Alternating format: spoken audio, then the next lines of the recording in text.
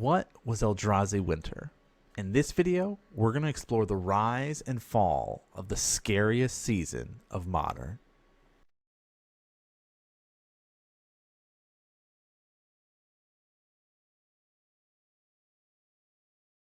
Eldrazi were first introduced to the world in 2010 with Rise of Eldrazi, where we witnessed these monstrous, colorless creatures.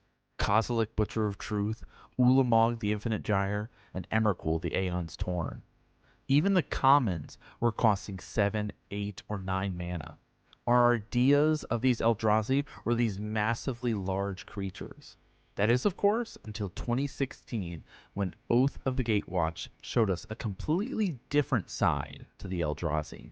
February 5th through the 7th, 2016, Pro Tour Oath of the Gatewatch, and the start of Eldrazi Winter. Oath of the Gatewatch unveiled low-cost Eldrazi as well as that new colorless mana symbol. Instead of those giant behemoths from 2010, we now have smaller, more efficient Eldrazi that cost 2 mana, 4 mana, 5 mana. Eldrazi Mimic, Thought-Knot Seer, and Reality Smasher dominated the Pro Tour. Only 8% of the meta were utilizing Eldrazi during day 1. However, after the dust settled, 75% of the top 8 consisted of Eldrazi decks.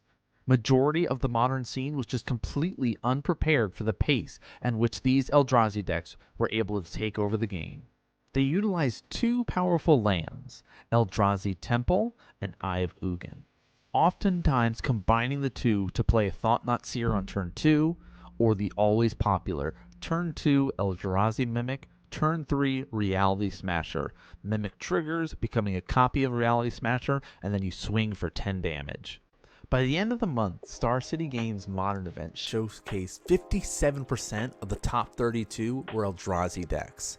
Many in the community were calling for emergency bans. I even remember at my local shop, we had 4 to 5 players out of our normal 20 players that showed up for the local, where they were just dominating our shop week in, week out with this deck.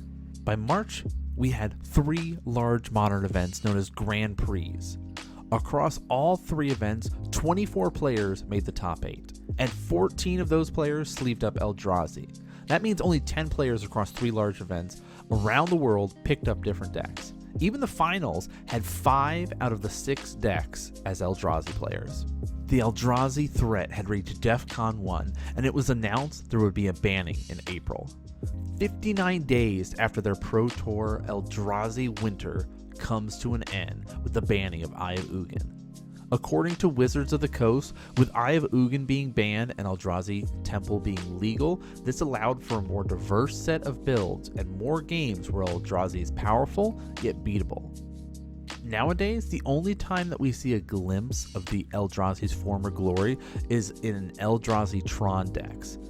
And they're still trying to make use of Thought-Knot Seers and Reality Smashers, but it is nowhere near the power level that we saw back in 2016. Were you around during Eldrazi Winter? If you weren't, the biggest thing that I remember looking back is how dominating the deck was. The fact is, there have been very few decks that have burned so hot, so fast to require such an immediate action in Modern. But I hope you guys enjoyed this video of a look back of Eldrazi Winter. We're going to be doing more of these types of videos here on the channel.